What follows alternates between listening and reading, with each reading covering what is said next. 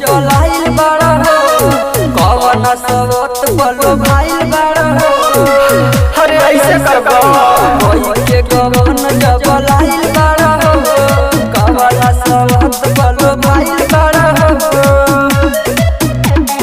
कहियो पलंगा नहीं लल तबले पाता हो गइल तो हमार खाता न खुलल तू लइका के पापा हो गइल तो हमार खुलल न खाता तू लइका के पापा हो गइल।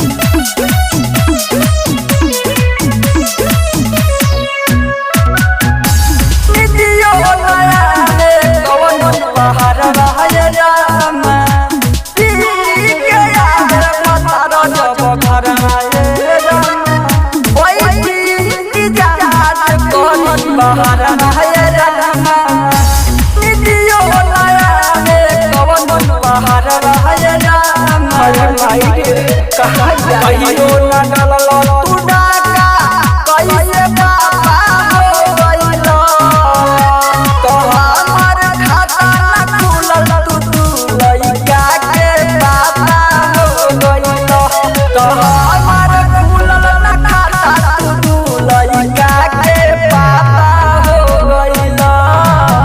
अरे माई कहाँ जाए